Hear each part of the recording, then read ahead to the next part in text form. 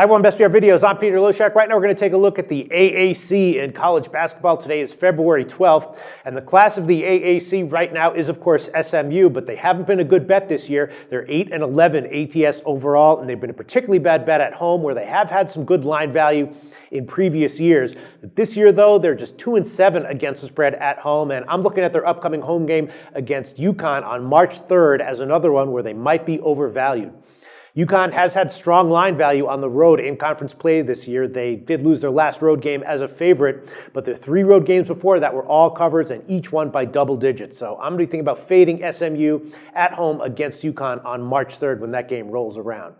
The next 3 teams in the standings, though, Temple, Cincinnati, and Tulsa, have all been good bets recently. Temple's 13-8 against the spread overall, and they've been especially good at home at 6-2, and their recent ATS losses were overall pretty close.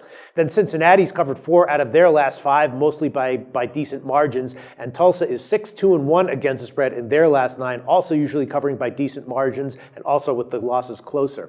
I'm not seeing anything as of right now that I'm looking forward to with Cincinnati, but with Temple, I'm guessing they'll cover at least 2 of their remaining 3 regular season home games against South Florida on the 14th, against Central Florida on the 27th, and then against Memphis on March 3rd. The only upcoming game with Tulsa that I'm keeping in mind right now is their road game at Memphis on February 28th.